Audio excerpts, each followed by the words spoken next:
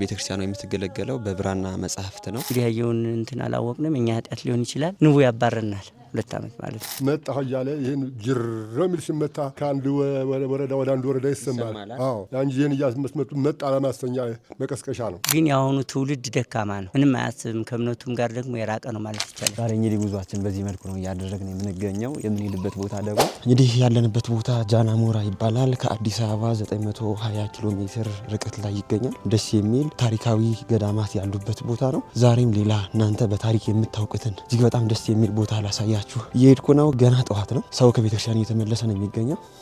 ይህ እንደምታዋቸው ነው። ወደ ገበያ የሚሄዱ ሰዎች አሉ። የምንሄድበት ቦታ ማን ነው፣ ታሪኩስ ምንድን ነው የሚለው ነገር አብረን የምናይ ይሆናል። እንግዲህ ጃና ሞራ ሰሜን ፓርክን አልፈን እንደመጣን ይታወቃል። ሰሜን ፓርክ በጣም ቀዝቃዛ የሆነ ቦታ ነው። ሰሜን ፓርክን ካለፍን በኋላ ደግሞ ቅዝቃዜው እስካሁን አልለቀቀንም። እኛም በዚህ መልኩ ነው እየተጓዝን የምንገኘው። እጅግ በጣም ብርድ አለ። ይህ ቪዲዮ ላይ ካርጋችሁ ጀምሩት። ለቻናሉ አዲስ የሆናችሁ ሰዎች ሰብስክራይብ በማድረግ ቤተሰብ ሁኑ።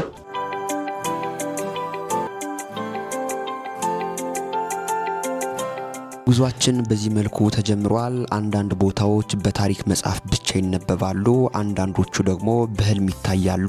ዛሬ ግን እኔ ያለሁት የልጅነት ህልሜ እውን በሆነበት ስፍራ ነው። ይህ ቦታ ሁላችሁም በታሪክ የምታውቁት ትልቅ አሻራ ያረፈበት ታላቅ ምድር ነው። ትላንት የ4 ሰዓት አድካሚ የሆነ የእግር ጉዞን አድርገን ደስ የሚል አስደናቂ የሆነ ገዳምን ጎብኝተን ነበር። ዛሬ ግን ሰውነቴ እየዛለ ቢሆንም ልቤ ግን በጉጉት እየመታ ነው። ይህንን ድንቅ የታሪክ ስፍራ እናንተ ሳላሳይ ወደ ኋላ አልመለስም ብያለሁ። እኔም ይህንን ድካም እንድረሳው አብራችሁን ተጓዙላለሁ። ጉዟችን እንቀጥላለን።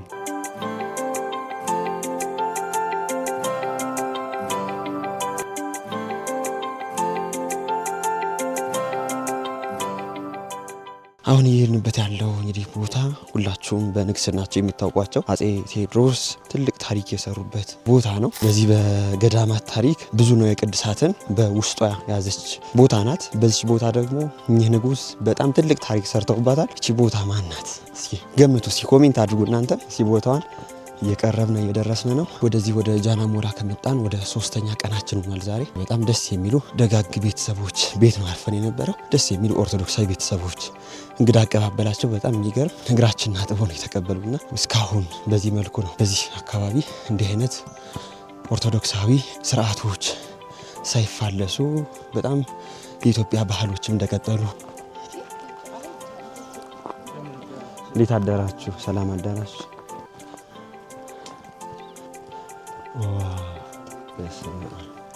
እንግዲህ ካሰብንበት ቦታ በዚህ መልኩ ደርሰናል። ከዚህ በፊት ሁላችሁም በንግስናቸው የምታውቋቸው አጼ ቴዎድሮስ በመጣንበት ቦታ ላይ እጅግ በጣም ትልቅ ታሪክ ሰርተዋል። ቦታው ላይ በጣም የሚገርሙ ነው ቅዱሳትም እንዳሉ ሁላችሁም በዚህ በሶሻል ሚዲያ አይታችሁት ነበር እዚህ በፊት።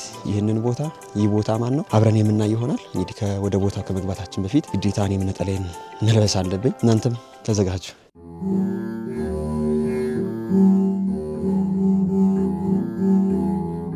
እኔ ነጠላዬን በዚህ መልኩ ለብሻለሁ። አብረን ውስጥ ላይ ያለውን ነገር የምናይ ይሆናል።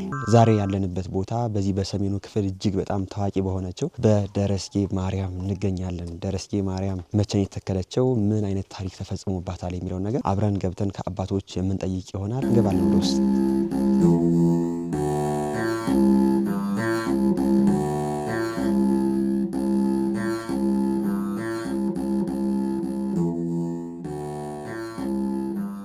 ከግቢው እየገባን ነው። ገና ግቢው እንደገባን ደግሞ ያየ ነው እዛ ላይ እንደምታዩት መናገሻ ቦታ ነው።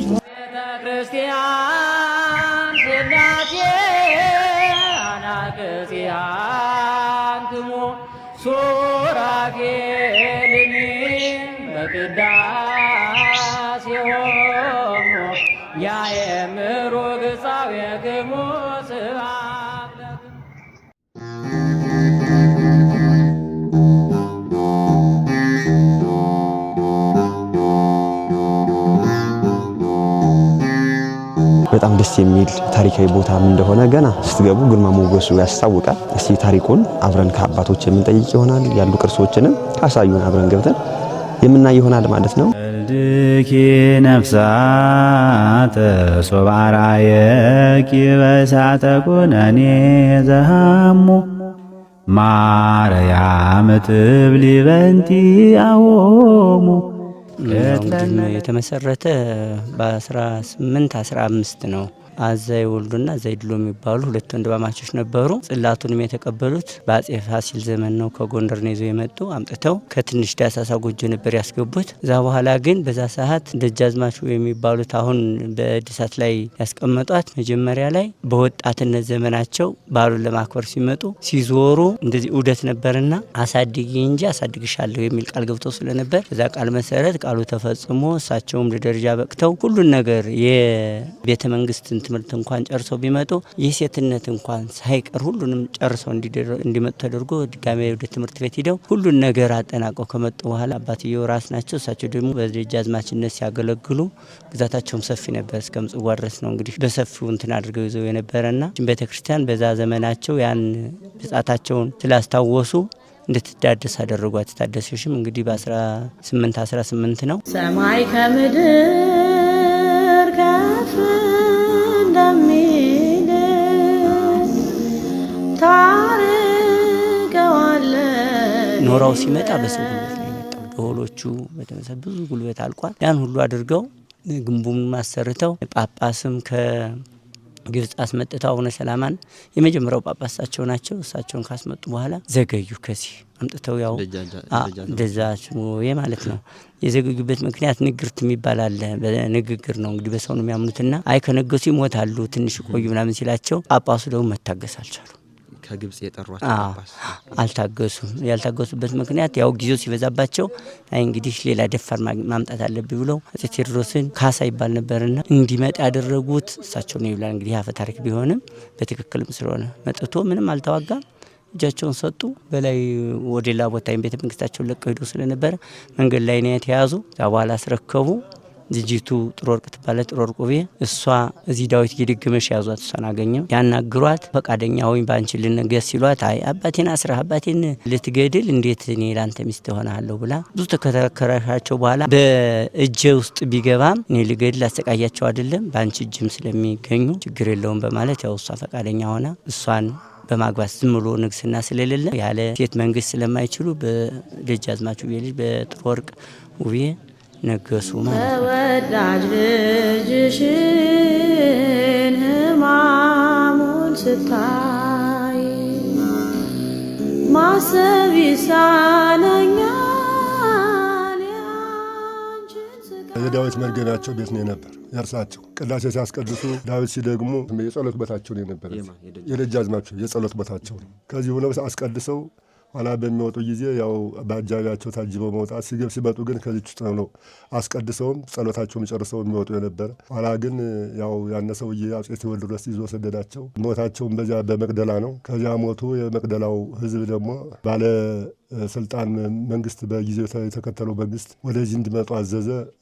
እየተሸከመ በዛን ጊዜ እንትን የመሽከርከሪያ የለም፣ መኪና የለም፣ ምንም የለም። በሸክም እየተሸከመ አንድ ወረዳ ወደ አንድ ወረዳ ከአንድ ወረዳ ወደ አንድ ወረዳ እየታዘዘ ከዚህ ድረስ ይዟቸው መጣ። ከዚህ ባላባቱ ሄዶ ተቀበላቸው። አመጥቶ የአስከሬናቸውን ከጸሎት ቤታቸው እንዲቀመጡ ነው መቃብር ቤታቸው ከጸሎት ቦታቸው ላይ አመጥቶ አስከሬናቸውን አስቀመጠው። ይሄ እርሳቸው መቃብር ነው።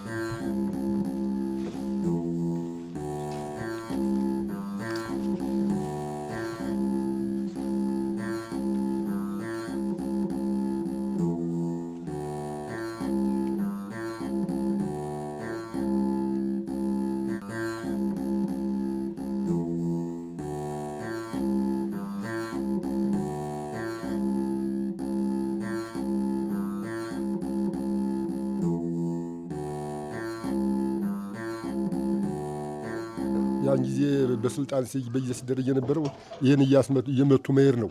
በእንትን አሸክሞ በሰራዊት አሸክሞ መጣ እያለ ይህን ጅር የሚል ሲመታ ከአንድ ወረዳ ወደ አንድ ወረዳ ይሰማል። አዎ ያን ጊዜ ይህን እያስመቱ መጣ ለማስተኛ መቀስቀሻ ነው። ነጋሪት ለአዋጅ መንገሪያ ነው።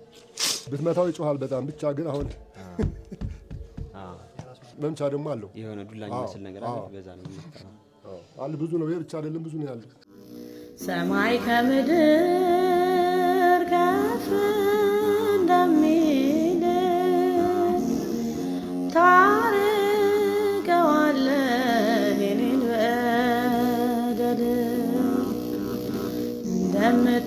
እንደምትወደኝ ያውቃል። በጣም ታሪከኛ ታቦት ነው። ታቦት ተቆርጦለት አለ። እዚህ ታቦቱ አለ። ሁሉም መቶ የተሟልቶ ይገባል። በዛን ሰዓት ከሮም ነው የመጣው። ኦኬ የመጣውን በንግርት ነው።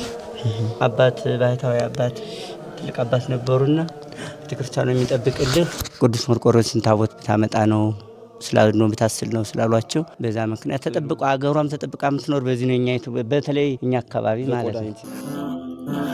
አግኝቼሻለሁ በጎልጎታ አለሽ በፊቴ ከእግረ መስቀሉ ስታነቢ ድንግል እናቴ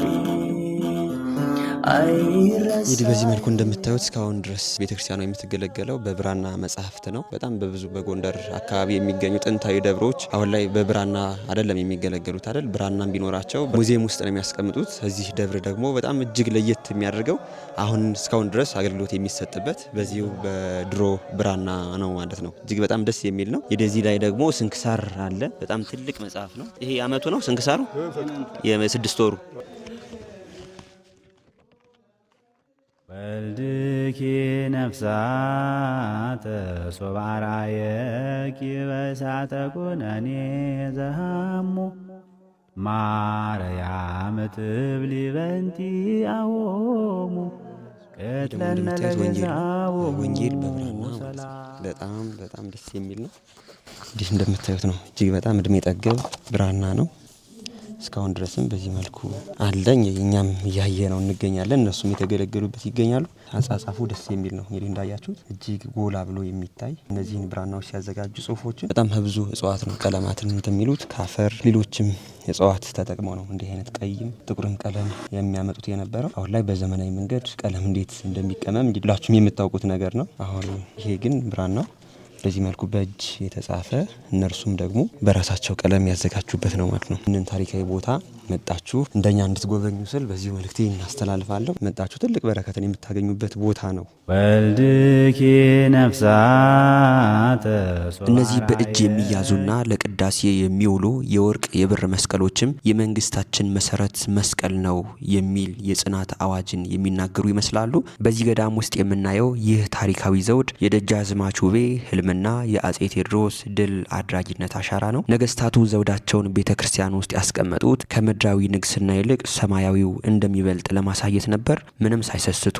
የከበረውን ሁሉ ለቤተክርስቲያን አበርክተዋል። ቤተክርስቲያንን ክብራቸው መመኪያቸውና የስልጣናቸው ምንጭ እንዳደረጉ ያሳያል ማለት ነው። ዛሬም እነዚህ ቅርሶች ስለ ጀግኖቻችን ማንነትና ስለ ሃይማኖት ጽናታቸው የሚያሳዩ ናቸው። ጥንታውያን የብራና መጽሐፍትና የነገስታት ንዋየ ቅድሳት የጥበብና የእምነት መገናኛ ሆነው ለዘመናት ዘልቀው እያየናቸው እንገኛለን። ደረስጌ ማርያም ነገስታቱ ዘውዳቸውን ያወረዱላት፣ ክብራቸውን የሰጡላት የታሪክና የሃይማኖት ታላቅ መዝገብ እንደሆነች እንግዲህ እያየን እንገኛለን። ወልድኪ ነፍሳተ ሶባራየኪ በእሳተ ኩነኔ ዘሃሙ ማርያም ትብሊ። ከዚህ ቤተክርስቲያን እጅግ በጣም የሌለ ቅርስ የለም።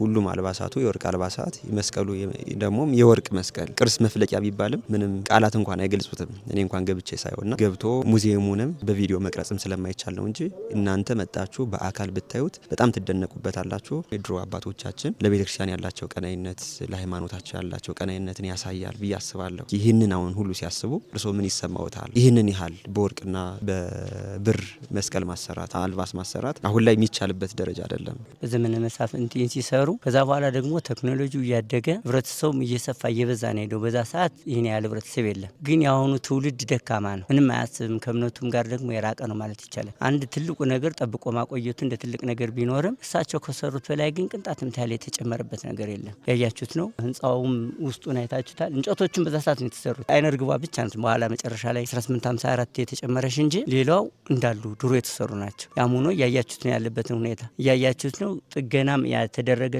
ነገር የለም። ጨመርንበትም ምንም ነገር የለም። አባቶች ያቆዩትን ነገር ግን ከሞላ ጎደል ያው ተይዞ ይገኛል ማለት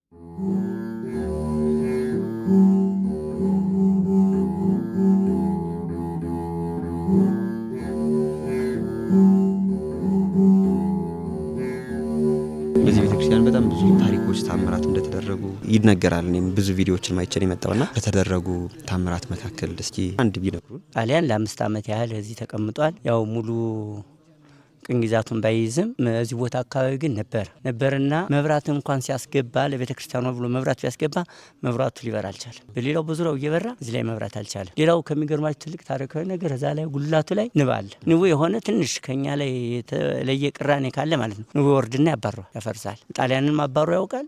ከኛም ቢሆን አሁን በሁለት ዓመት ውስጥ ታቦት መርቆሬዎስን ስናወርድ እንግዲህ ያየውን እንትን አላወቅንም። እኛ ኃጢአት ሊሆን ይችላል። ንቡ ያባረናል 2 ዓመት ማለት ነው። አሁን የቅርታ ጸሎት ተደርጎ በቅርቡ ምህላ አድርገናል። እንግዲህ ደግሞ ለሚቀጥለው ማየት ነው እና ታሪኩ በዚህ በመርቆሬዎስ በምንለው ታቦት ብዙ ተጋድሎች እናያለን። ብዙ ጊዜ እያወጣን እንማጸናለን። ክፉ ነገሮችን አይተን አናውቅ። ሀሳብ ግን ብዙ ሀሳቦች ታስበዋል። ንዋየ ቅድሳቷን ለመዝረፍ ያልተደረገ ጥረት የለም። በጣም ከፍተኛ ጥረት ነበር፣ ሳይሳካ ቀርቷል። ያ ደግሞ በዚህ በምናምነው እምነት በአገልግሎቱ አይቋረጥም። ስብሐተ ነግህ የሚባለው እስካሁን ኋላም አለ ይውላልም። ቅዳሴው አይቋረጥም፣ ኪዳኑ አይቋረጥም። አገልጋዩ ብዙ ነው፣ ሰፊ ነው። ምንም ያለ ምንም ነገር በነፃ ነው የሚያገለግል፣ በነፃ ማለት ነው። ምግብ እንኳን አያገኝም። በዚህ ጸሎት ግን አገራችን ተጠብቃ ትኖራለች። በአብዛኛው እኛ እምነታችን እንደዛ ነው።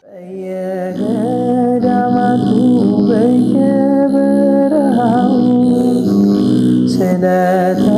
ስለተሰደዱት ፍቅር ብዙ ካህናትና ዲያቆናት እንዳሉ ነው እያየሁ የምገኘው።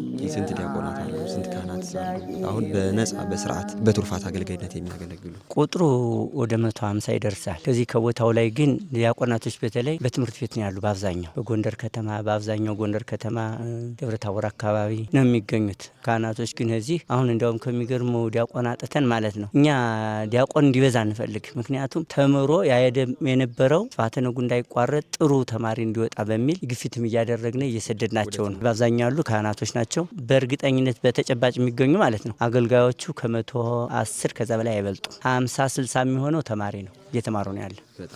ብዙ መርጌታዎች አሉ በሌላ ሀገር። አንዳንዶች ያው ትንሽ ከኑሮ ሁኔታ ዛይድ እናገኛለን በሚል ከተማ የገቡ አሉ። እየተማሩ ደግሞ ወደዚህ አገልግሎት እየመጡ የሚሰጡ አሉ። ለወደፊትም ያው ቃል የገቡ አሉ። ከመተራርኪ ቅድመ ማርያም ርግብ ቤተ ክርስቲያኗ ባለሽበት ደረጃ ላይ አሁን ከጥቂት ጊዜ በኋላ የመፍረስ እንትን ይታያል ማለት ነው። እናንተም ያያችሁ ስለሆነ አሁን እኛ መነካካት አንችልም። ካለው ቅርስ አኳያ ቅርስ ስለሆነ ባህል ቱሪዝም፣ የክልል ባህል ቱሪዝም ፈቅዶ መሐንዲስ ልኮ ያለውን ችግር ለይቶ ስለሆነ እኛ መነካካት አንችልም። ብንነካ እንኳን ጥገና እናደርጋለን ብን አቅሙ የለን። ስለዚህ እንዲያው የእምነቱ ተከታይ አይቶ አገዝ ቢያደርግልን። እንጨቶች ወደኋላ ብለዋል። ይኸው ያያችሁ ነው። ቆርቆሮ ያፈሳል። ላዩ ስሉ ያያችሁት ግብታችሁ ያያችሁት ስሉ አካባቢ ያፈሳል። የተለያየ ችግር አለብን። ስለዚህ ይህን መንግስትም ሆነ ግለሰብ የእምነቱ ተከታይ አይቶት አገዝ ቢያደርግልን። የድሮ አባቶቻችን በዚህ መልኩ ለቤተ ክርስቲያን ይህንን ያህል ሰርተው አልፈዋል። ያ ደግሞ እነርሱ ሰርተው ያለፉትን ታሪክና ቅርስ ደግሞ በስርዓት መያዝ ይጠበቅብናል ማለት ነው። የቤተ ክርስቲያኑን ባንክ አካውንትና ስልክ ቁጥር አስቀምጥላችኋለሁ። የተቻላችሁን እንድታደርጉ እኔም በዚሁ መልእክቴን አስተላልፋለሁ። ሌሎች ነገሮችንም አብረን እየተንቀሳቀስን የምናይ ይሆናል።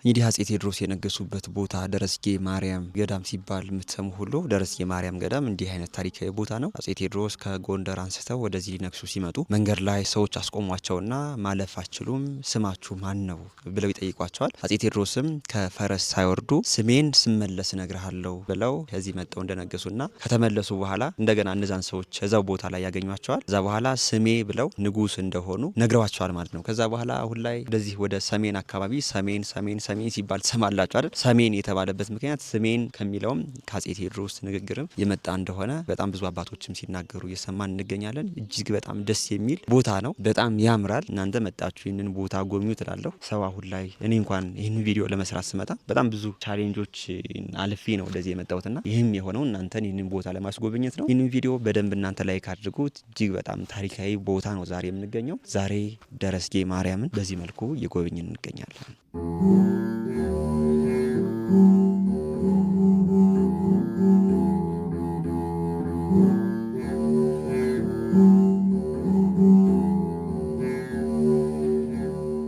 የድሮ ነገስታት አባቶቻችን በምን መልኩ የቤተክርስቲያን ፍቅር እንደነበራቸው ያላቸውን ነገር ሁሉ ለቤተክርስቲያን ስጦታ እንደሚሰጡ ያታየበት ገዳም ነው። መስቀሉ የወርቅ ነው። አልባሶች የወርቅ ናቸው። የከበሮ ወርቅ አለ። በጣም ብዙ የብራና መጽሐፍትም አሉ። ቅድም እንዳየነው እስካሁን ድረስ እየተገለገሉበት ያለም የብራና መጽሐፍቶችን እያወጡ ነው አገልግሎት እየሰጡባቸው የሚገኘውና እጅግ በጣም ታሪካዊ ቦታ ነው።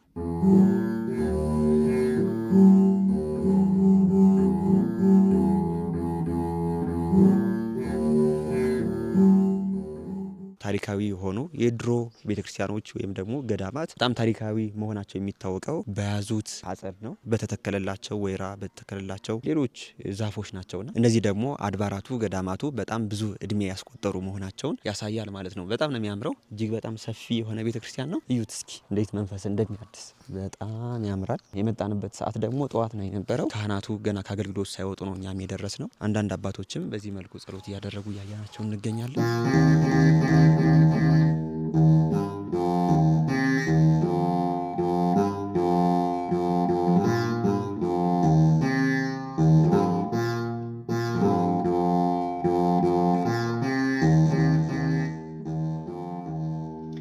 ፈረስጌ ማርያም እንደወጣን በዚህ መልኩ አንድ አባት ፈረሳቸውን ይዘው አግኝተናል። እኛም የአባቶቻችን የጀግኖችን ፈለግ ለመከተል ፈረስ ለመጋለብ ልንሞክር ነው። እኔ ከዚህ በፊት ፈረስ ጋልቤ አላቅም፣ የመጀመሪያ ጊዜ ነው። ገና ስትወጡ እጅግ በጣም አስፈሪ ነው። ግን ደግሞ ፈረሱ መንገዱን ከጀመረ በኋላ ፍርሃት የሚባል ነገር የለም። ፈረሱ ባለቤቱንም ስለሚለይ ባለቤቱ ነው እየመራን የሚገኘው። መጀመሪያ ላይ ትንሽ ቢከብድም ግን እኔም እየለመድኩት መጥቻለሁ። በፈረስ ጀርባ ላይ ሆኖ የሰሜን ንጹህ አየር መተንፈስ ግን ድካምን በአንዴ የሚያሳርፍ ነው ማለት ነው። እጅግ በጣም ደስ የሚል ቆይታን አብረን አድርገናል። በዚህ ታሪካዊ ቦታ እናንተም ተገኝታችሁ ይህንን ታሪክና ይህንን በረከት አገኙ ላለሁ እጅግ በጣም በቪዲዮም ያላሳየናችሁ እናንተም በአካል መጣችሁ የምታዩት በጣም ብዙ ቅርሶች ያሉበት ገዳም ነው። ደረስጌ ማርያም እየተባለ እንግዲህ በመጽሐፍም በቪዲዮ የምታዩት ገዳም ይህንን ይመስላል። ይህንን ታሪክ ሁሉ ነው እንግዲህ በስሩ አቅፎ የያዘው። ዛሬ እጅግ በጣም ደስ የሚል ጊዜን አብረን አሳልፈናል። በሌሎች እጅግ በጣም ታሪካዊ አነጋጋሪ በሆኑ ቦታዎች እስከምንገናኝ እኔንም እናንተንም ቸር ያቆየን። ይህንን ታሪካዊ ቦታ ከታች በምትመለከቱት ባንክ አካውንትና በስልክ እየደወላችሁ መርዳት ትችላላችሁ። በሌላ ቪዲዮ እንገናኛለን። ደህና ሁኑ። ሰማይ ከምድር